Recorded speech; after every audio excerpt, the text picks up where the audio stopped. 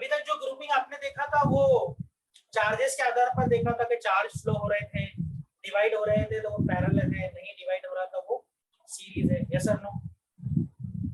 ठीक है, आज हम थोड़ा सा अलग टाइप का ग्रुपिंग देखते हैं। अलग टाइप का ग्रुपिंग मतलब क्या होता है? देखो देखो देखो देखो देखो, हमारे पास ऐसी दो प्लेट्स हैं। आपको पता है ये कैपेसिटर की प्लेट है और मान लो इनके बीच का डिस्टेंस है डी। डी प्लेट का एरिया है ए, प्लेट का एरिया है ए। Okay sir. और अगर मैं पूछूं प्यारे बच्चों इसकी कैपेसिटी कितनी है तो आप क्या जवाब दोगे? सर इसकी कैपेसिटी है epsilon naught A by D. Yes sir? सब लोग एग्री कर रहे हैं यहाँ तक? रिप्लाई करो।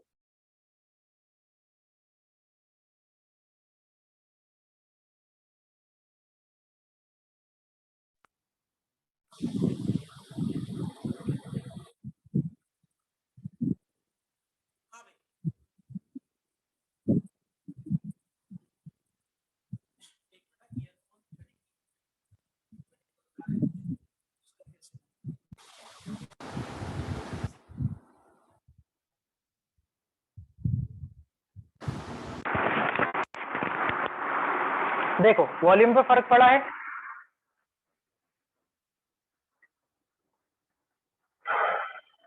यस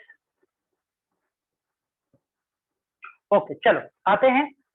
प्लेट का एरिया ए है और कैपेसिटी का फॉर्मूला सीधा simple epsilon naught A by D. किसी को कोई डाउट नहीं? नेक्स्ट पॉइंट, अगर मैं इसमें डाइलेक्ट्रिक फिल कर देता हूं प्यारे बच्चों, पूरा फुल्ली फिल्ड, तो सभी को पता है डाइलेक्ट्रिक फिल करने से कैपेसिटी बढ़ जाती है। कितना बढ़ जाती है? उसके डाइलेक्ट्रिक कांस्टेंट से। Yes sir no? उसके डाइलेक्ट्रिक कांस्टेंट। एग्री कर रहे हैं सब?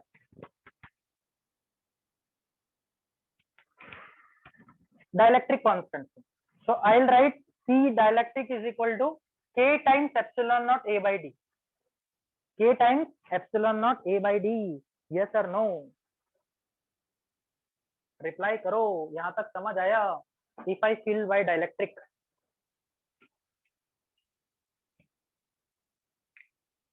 क्लियर? अभी देखो मैं क्या करने वाला हूं। मैं डाइलेक्ट्रिक फुल्ली फिल तो करता हूं बट दो टाइप का डाइलेक्ट्रिक फिल करता हूं। I will fill two types of dielectric. कैसे? बीच में हम एक दीवार उठा देते हैं अंबुजा सीमेंट वाली। ये देखो ये रेड पेन से मैंने एक दीवार उठा दी है और इधर का डाइलेक्ट्रिक K2 है, इधर का डाइलेक्ट्रिक कांस्टेंट K1 है। Are you getting my point? फिर से देखो, फिर से देखो, फिर से देखो, मैंने बीच में दीवार उठा दी है, लेफ्ट साइड में अलग मटेरियल भर दिया है, राइट साइड में अलग मटेरियल भर दिया है। अंडरस्टूड? अब सवाल ये है, अब नई कैपेसिटी क्या होगी? अब नई कैपेसिटी क्या होगी? क्या वो K1 प्लस K2 ऐड होगे? क्या वो K1 K2 मल्टीप्लाई होके डिवाइड होगे? क्या होगा? देखो यही हमारा आज का टॉपिक है। आ जाओ जरा। जब मैंने एक बीच में दीवार बनाई है प्यारे बच्चों रेड कलर से, उससे क्या डिवाइड हुआ? क्या दो प्लेट के बीच का डिस्टेंस डिवाइड हुआ या एरिया डिवाइड हुआ? Check it. किन चीजों का विभाजन हुआ है? लेफ्ट वाले पार्ट में डिस्टेंस अभी भी डी है, दिख रहा है? Very good Ayush. राइट वाले पार्ट का भी थिकनेस उतना ही है, डिस्टेंस डी ही है। सबको दिखाई दे रहा है? लेफ्ट वाले पार्ट को एरिया आधा मिला है, राइट वाले पार्ट को एरिया हाफ मिला है। समझ आया? क्या समझ आया? What is the solution? Area gets divided. और याद रखना जब भी एरिया डिवाइड होता है तो समझ जाना ये दोनों आपस में पैरेलल में आ चुके हैं। I will repeat the sentence.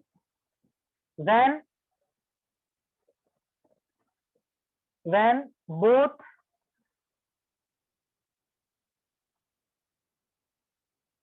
both part having different area or area gets divided, it means that both are connected in parallel. क्या यह बात आपको समझ आई? दोनों आपस में पैरेलल में आ चुके हैं। कौन कौन? लेफ्ट वाला पार्ट और राइट वाला पार्ट। लेफ्ट वाला पार्ट और राइट वाला पार्ट। समझ आया क्या प्यारे बच्चों? Distance remain same.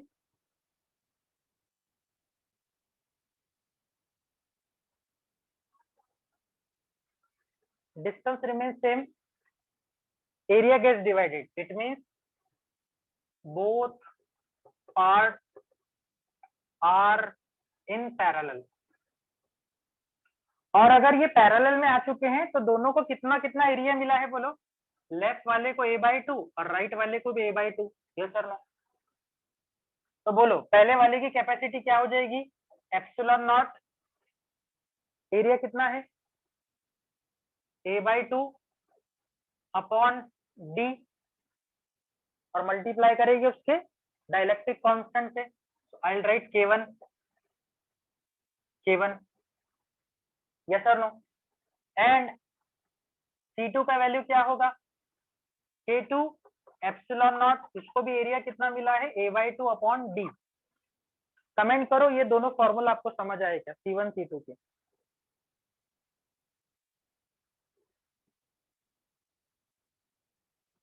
Understood? Okay sir. और अगर आपको यह बात समझ आई कि ये पैरेलल में है तो बताओ इनका इक्विवेलेंट कैपेसिटेंस क्या होगा? सभी जानते हैं पैरेलल में कैपेसिटेंस का एडिशन हो जाता है। Just do the addition. K1 epsilon naught A2 नीचे चला जाएगा, K2 एप्सिलॉन नॉट A यहाँ भी नीचे चला जाएगा। कॉमन चीजें बाहर निकाल लेते हैं, epsilon naught A upon twice D। Bracket में बचना चाहिए K1 plus K2, K1 plus K2। देखो तो आपको यह समझ आया क्या? This is the final answer, this is the final answer. Clear? तो ये नए टाइप का प्रश्न है, आप इसमें चार्ज के थ्रू नहीं जा सकते।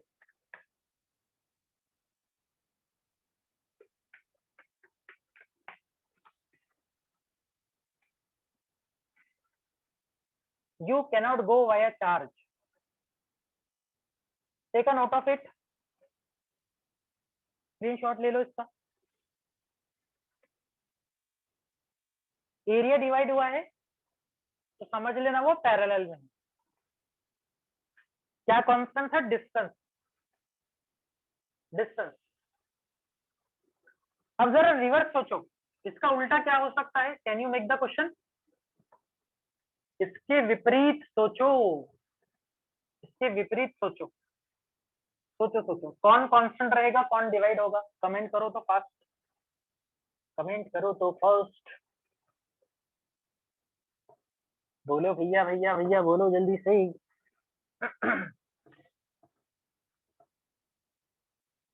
अब आपको लॉजिक समझ आ गया होगा।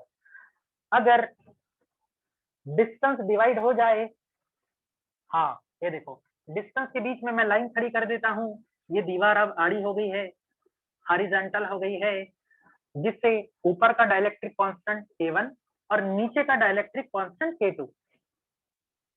And if you have seen d/2 दोनों में बराबर बढ़ चुका है। एरिया अभी भी ऊपर वाले पार्ट को भी A मिला है और नीचे वाले पार्ट को भी A मिला है, ऐसे सोचो।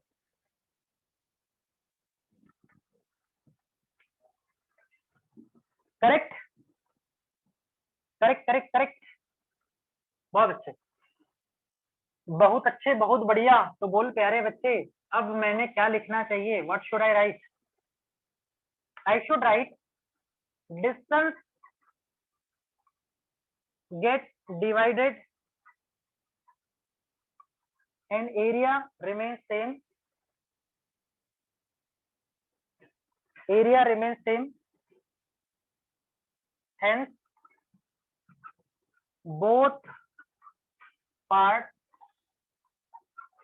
Are in series, are in series, ठीक है। तो जिनको पिछले क्वेश्चन में प्रॉब्लम भी गई होगी तो इस क्वेश्चन को ध्यान से सुनो, ये उसका एग्जैक्टली इक्वल एंड ऑपोजिट है। हमें दो प्लेट दी गई थी, दोनों का एरिया सेम सेम था, ए ऐसे रखी हुई प्लेट, ये 3D है ऐसे। अब हमें क्या है, ऊपर के पार्ट में K1 मटेरियल का डाइलेक्ट्रिक भरा है और नीचे के पार्ट में K2 मटेरियल का डाइलेक्ट्रिक भर दिया, अलग अलग मटेरियल। इससे कैपेसिटी चेंज होगी, कितनी चेंज होगी वही कैलकुलेट कर रहे हैं। Understood? d/2 d/2 distance between the plate gate divided, तो कॉन्सेप्ट को बोला जाता है कैपेसिटर इन सीरीज। ये देखो अंडरलाइन कर देता हूँ, सीरीज। और लास्ट क्वेश्चन में डिस्टेंस कांस्टेंट था, एरिया डिवाइड हो रहा था, वो पैरेलल कॉम्बिनेशन है, याद रखना पड़ेगा, क्योंकि इसमें वाया चार्ज नहीं जा सकते कि चार्ज यहां से निकले अब इधर जाएंगे उधर जाएंगे, नहीं, वो सर्किट प्रॉब्लम्स थे। चलो फिर, अगर पहले वाले पार्ट की कैपेसिटी C1 मान लेते हैं तो फॉर्मूला बनेगा K1 एप्सिलॉन नॉट, एरिया कितना मिल रहा है इसको, दोनों को पूरा एरिया मिल रहा है A, लेकिन डिस्टेंस कितना मिल रहा है, यू विल सी d/2। क्या यह फॉर्मूला सबको समझ आया? क्या यह फॉर्मूला सबको समझ आए प्यारे बच्चों? जल्दी जल्दी कमेंट करो।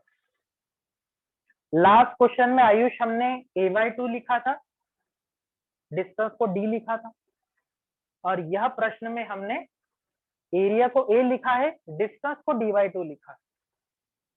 नीचे का 2 ऊपर चला जाएगा, ये हो जाएगा 2K1 एप्सिलॉन नॉट a/d, और ये हो जाएगा twice K2 epsilon not a/d।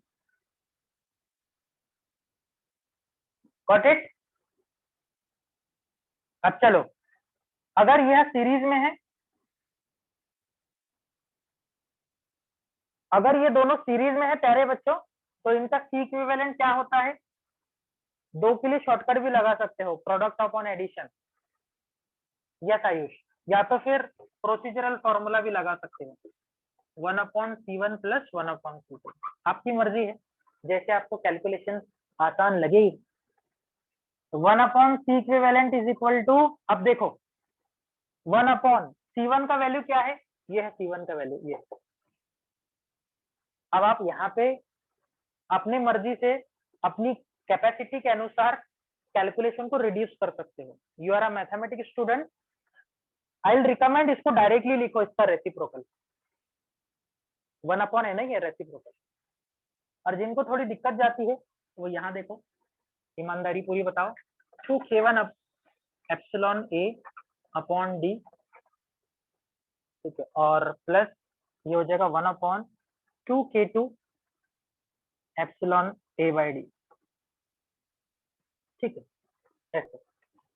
अब बात का प्रोसेस आपको पता है, नीचे का d ऊपर चला जाएगा, फिर उसमें से जो पार्ट कॉमन है वो कॉमन आ जाएगा, एक्सेट्रा एक्सेट्रा, तो ये जाएगा d/2K1 epsilon naught ad epsilon naught a plus d/2K2 epsilon naught a।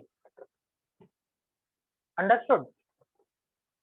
Now take a common quantities out, बाहर निकाल लो कॉमन क्वांटिटी क्या क्या है और सॉल्व कर लो उसको।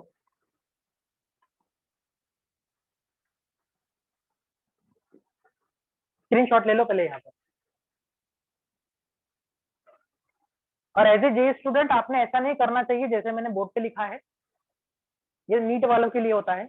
You are a mathematics student, just directly यहाँ रेसिप्रोकल ले लो, या तो फिर प्रोडक्ट अपॉन एडिशन लिख लो, कॉमन क्वांटिटी कैंसल आउट करो, दूसरे स्टेप में आंसर आ जाएगा। और दिक्कत जाती है तो फिर ऐसे जाओ, choice is your. Done done done done done. ऊपर का पार्ट हटाता हूं मैं यहाँ का, तो बोलो फाइनल आंसर क्या बचेगा, फाइनल आंसर क्या आना चाहिए? क्या कॉमन है भाई यहाँ से? D upon twice epsilon naught ए कॉमन है, ब्रैकेट में बचेगा 1/k1 प्लस 1/k2। ठीक है, क्रॉस मल्टीप्लाई कर दो इसको, 1/c इक्विवेलेंट आ जाएगा g upon twice epsilon naught A k1 plus k2 upon k1 k2। ठीक है, and last step take reciprocal, C equivalent आ जाएगा twice epsilon naught A by D, उल्टा हो जाएगा k1 k2 upon k1 plus k2। जो last में only k1 plus k2 आ रहा था लास्ट क्वेश्चन में, उसकी जगह पे रिप्लेसमेंट आया है प्रोडक्ट अपॉन एडिशन। ठीक है, नोट कर लो। अब आप दोनों रिजल्ट को याद रख सकते हो, लास्ट वाला क्वेश्चन और यह वाला क्वेश्चन याद रख सकते हो।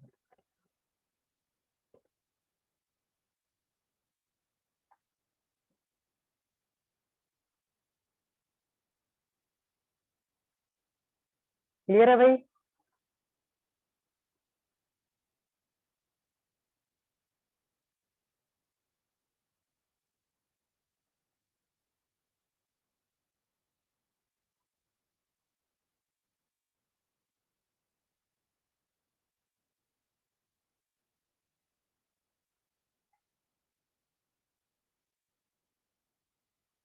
Take a note of it.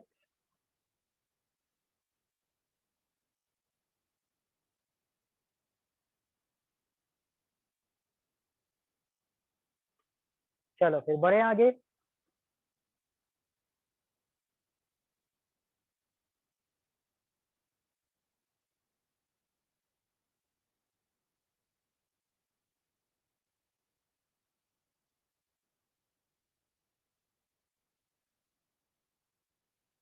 बढ़े क्या भैया आगे?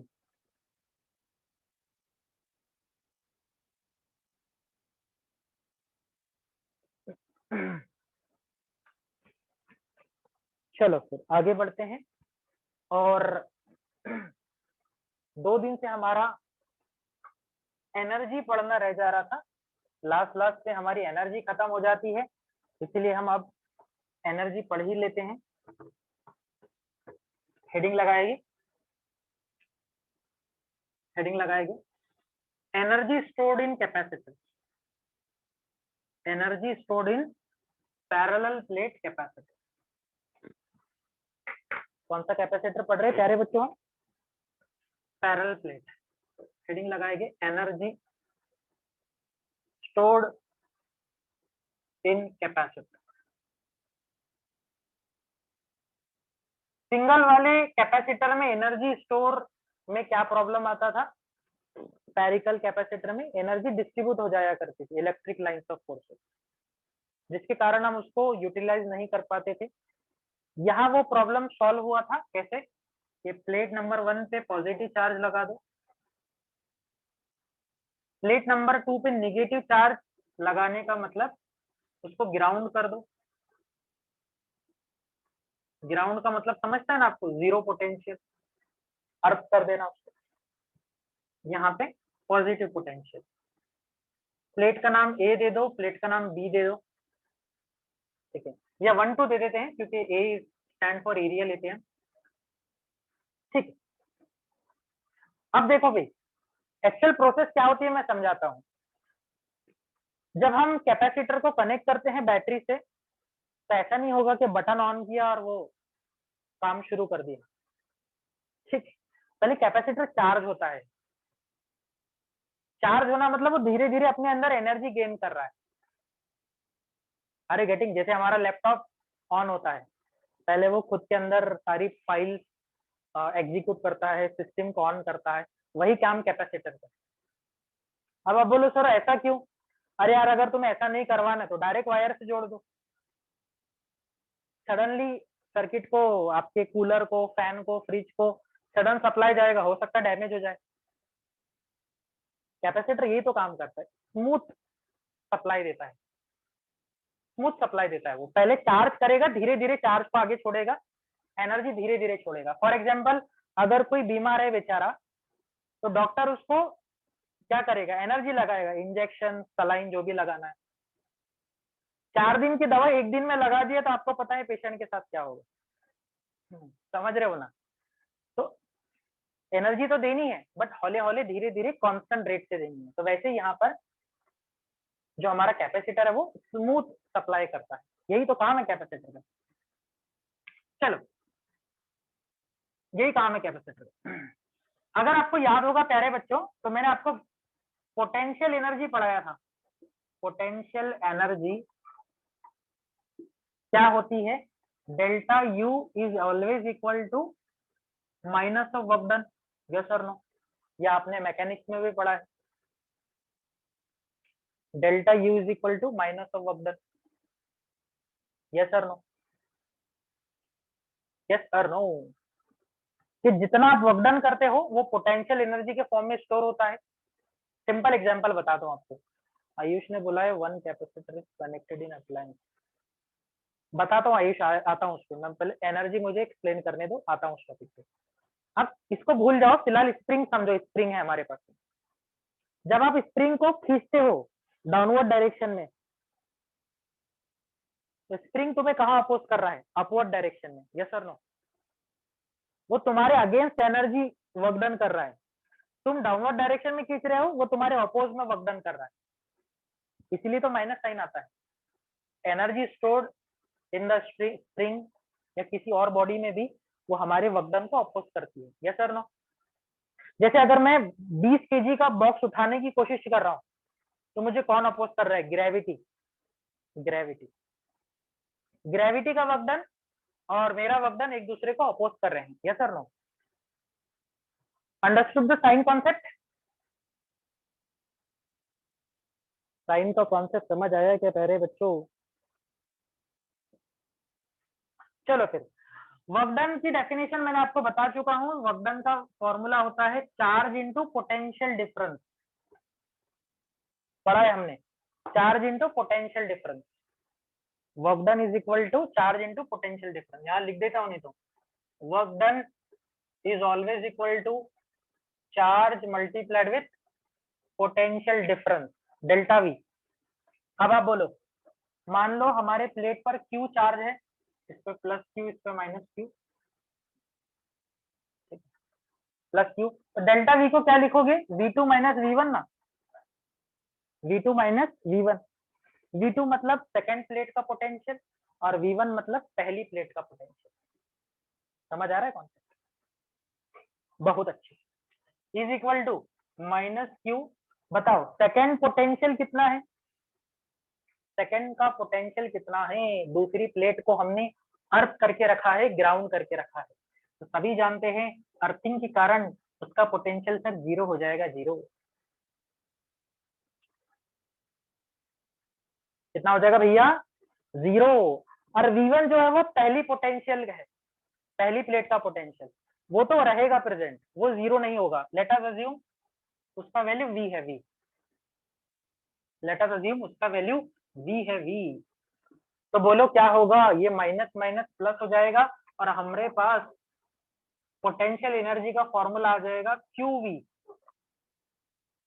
क्या फॉर्मूला आ जाएगा प्यारे बच्चों, Q into V, Q into V। ये कौन सी एनर्जी है, ये वह एनर्जी है प्यारे बच्चों जो हमारे कैपेसिटर को मिल रही है। जैसे मैंने आपको बोला है भाई ये लो 5,000 रुपए और अपने पास रखो, ठीक है। अब तुम्हारी तो बल्ले बल्ले हो गई कि सर 5,000 मिल गए, तो 5,000 में से तुम पूरे थोड़ी ना बचा के रखोगे, तुम कुछ खर्च करोगे ना, कुछ ना कुछ। वैसे ही कैपेसिटर करता है, जब उसको पूरी एनर्जी मिलती है तो वो अपने काम कर लेता है बराबर, चार्जिंग भी कर लेगा खुद को और कुछ इधर उधर भी खर्च कर लेगा, जिसको हम loss in the form of heat बोलते हैं। कुछ एनर्जी हीट के फॉर्म में बाहर निकल जाती है। इतनी एनर्जी हमने दी है, बट इनमें से ऑलमोस्ट 50% लॉस हो जाती है। Oh my God, I will write a sentence, I will write a sentence, almost 50% मतलब half energy given to capacitor, given से अच्छा शब्द है supplied to capacitor get lost in the form of heat. अरे यार, हर बॉडी, हर machine कुछ ना कुछ खर्च करती है ना। जैसे गाड़ी में पेट्रोल डालोगे और घुमाओगे तो खर्च तो हो गई, यूटिलाइज कर रहे हो उसको, तो वैसे ही यहाँ पर यूटिलाइजेशन होगा। अंडरस्टूड? तो हमारा पोटेंशियल एनर्जी बचेगा कैपेसिटर का 50%। तो बोल बच्चे क्या बन जाएगा formula? Half qv, half qv. This is the final formula of energy stored in parallel plate capacitor. इतनी एनर्जी हमारा कैपेसिटर बचा के रख सकता है। कितनी energy? Half charge into potential. अब चाहे इसको पोटेंशियल बोलो या पोटेंशियल डिफरेंस बोलो, एक ही मीनिंग है, क्योंकि दूसरा वाला तो जीरो है, V2 का वैल्यू तो जीरो है। अगर आपको यहां तक समझ आया होगा तो डू रिप्लाई प्लीज।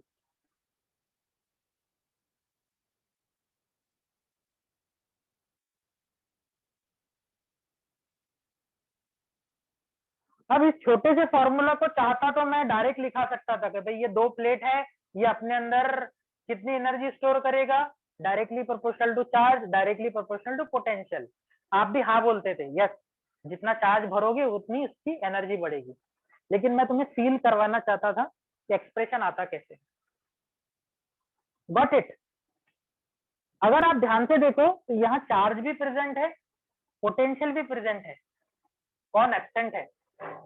यहाँ कौन एब्सेंट है? तीनों में रिलेशन क्या है? बोलो जल्दी से। Q is equal to CV। कौन एब्सेंट है यहाँ पर? C एब्सेंट है, C। तो अब आप C को दो तरीके से ला सकते हो, या तो Q को हटाओ, CV लिखो Q की जगह पर, या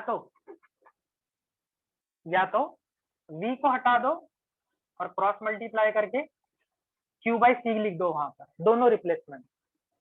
चलो भाई पहला रिप्लेसमेंट करो तो। If we write U is equal to half, Q की जगह पे क्या लिखना है बोलो? CV, CV। ये हो जाएगा CV into V, CV into V. जल्दी बोलो क्या बनेगा?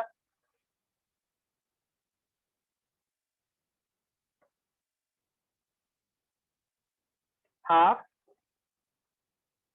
CV into V. Very good. ये हो जाएगा CV स्क्वायर। एक V यहाँ से आया है और V ऑलरेडी एक प्रेजेंट था, CV स्क्वायर। Very good. और भक्ति अगर हमने बेटा पोटेंशियल की जगह ये वैल्यू पुट की तो बोलो फॉर्मूला क्या बनेगा? V की जगह पर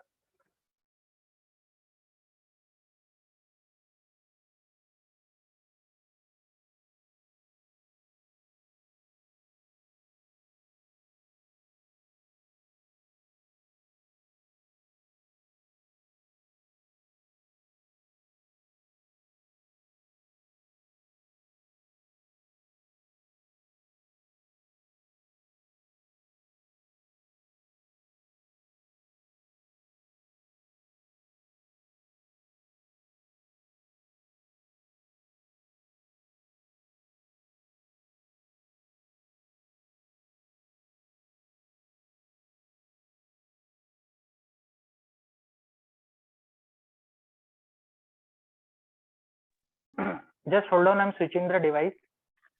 Wait for a minute. Stay connected.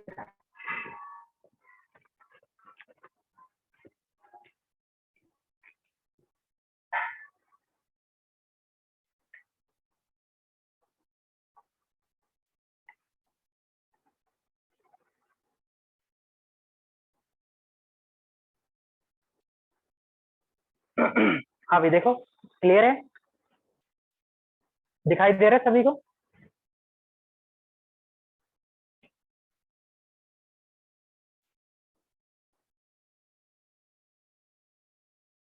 चल वापस आते हैं। तो पोटेंशियल की जगह पर हम Q बाई सी लिख सकते हैं, Q divided by C, Q divided by C. तो रखो तो यहाँ पर Q into Q by C, Q into Q by C, तो 2 Q हो जाएंगे। तो what will be the final formula, half Q square by C, Q square by C. Very good. तो प्यारे बच्चों, इनडायरेक्टली बोलने का मीनिंग ये है, आपको यहाँ पर 3 फॉर्मेट दिखाई देंगे, ये देखो लास्ट में,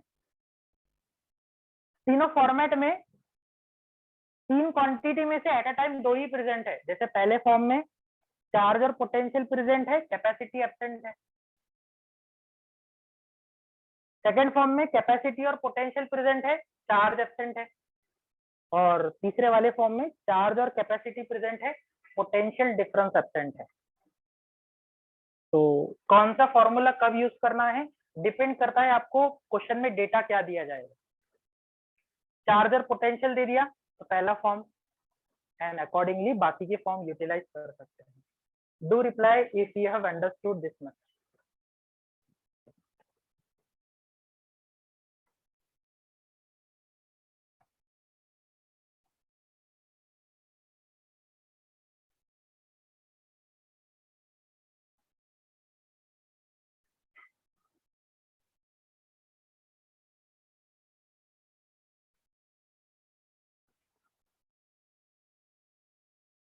करो भैया जी रिप्लाई फटाफट।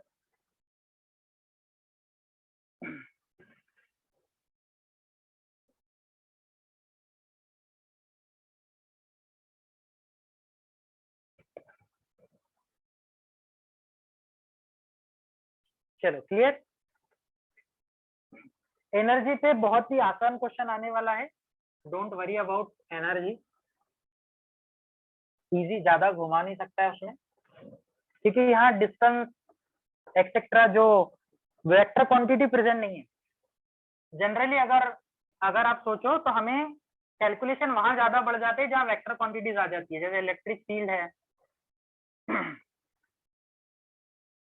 यहाँ थोड़े से कॉम्प्लेक्स हो जाते हैं कैलकुलेशन। चलो एक क्वेश्चन मैं आपको एक्सप्लेन कर देता हूँ और उसके कैलकुलेशन आपको होमवर्क रहेगी। कैसे देखो, मान लो हमारे पास में 2 प्लेट्स है, प्लेट का एरिया ए है, ठीक है। और इस बार मैं 3 मटेरियल फिल करता हूँ, 3 material I fill between this. देखो कैसे, अब पार्टीशन 3 हो गए। नीचे वाला जो पूरा पार्ट है, पूरा पार्ट नीचे का हाफ, वो K3 मटेरियल से फिल है, K3, ठीक है। लेफ्ट साइड का जो पार्ट है वो K1 मटेरियल से फिल्ड है। और राइट साइड का जो बचा हुआ पार्ट है, मान लो वो K2 मटेरियल से फिल्ड है। कैसे किया, आज का पहला क्वेश्चन और आज का दूसरे क्वेश्चन दोनों को मर्ज कर दिया है। समझ आ रहा हो, कॉम्बिनेशन ही है।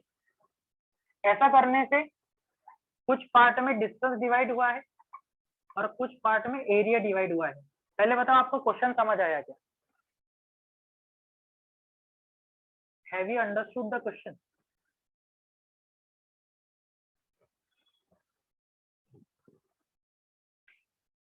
यस। इसको कैसे सॉल्व करना है मैं हिंट दे देता हूं आपको, आपको करके लाना है इसको सॉल्व। देखो K1 और K2 चाहे तो उसको नामांकन कर दो 1 2 3। 1 और 2 में क्या डिवाइड हो रहा है, एरिया या डिस्टेंस? 1 और 2 में क्या डिवाइड हो रहा है? Very good Arya. तो मैं यहाँ सेंटेंस लिख देता हूँ, point number 1, in K1 and K2 area gets divided in region 1 and 2 yes sir no? इसका मतलब इसकी कैपेसिटी और इसकी कैपेसिटी कैसे होगी, सीरीज या पैरेलल? बोलो जल्दी। Hence both are in parallel, both are in parallel. Are you getting this? दोनों आपस में पैरेलल में माने जाएंगे और इनका जो भी कॉम्बिनेशन आएगा सीपी आ जाएगा ना, सी पैरेलल, वह कॉम्बिनेशन थर्ड वाले रीजन के साथ कैसा होगा? बोलो जल्दी से। ये सीपी एक ही हो गया अब, और नीचे वाला पार्ट डिस्टेंस डिवाइड हो रहा है, कैसे हो जाता है वो? सीरीज में। कैसे हो जाता है वो? सीरीज में। अंडरस्टूड? तो मैं पॉइंट नंबर 2 यहाँ लिखता हूँ, यहाँ आपने करके लाना है। Sorry, CP, what is CP? C1 plus C2 रहेगा, and region 3 are in series. Sorry, are in कैसे रहेगी भाई? सीरीज। चलो बताओ, कर सकते हो यह प्रश्न? पहला दूसरा पैरेलल में है,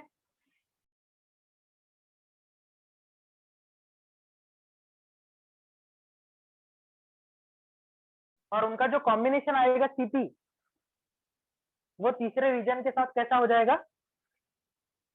सीरीज में।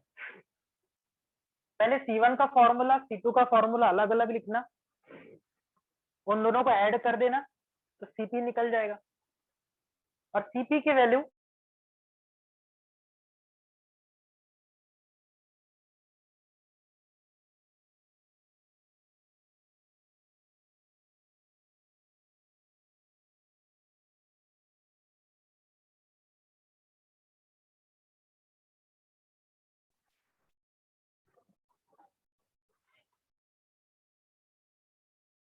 This question will be homework for you. तो आज हमने दो बातें सीखी है। पहली बात हमने ये सीखी, एरिया और डिस्टेंस डिवाइड होते हैं तो कैसे उनकी इक्विवेलेंट कैपेसिटी फाइंड आउट की जाती है।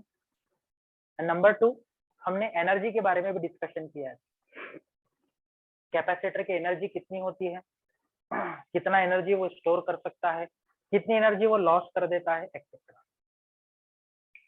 क्लियर यहाँ तक? Any doubt?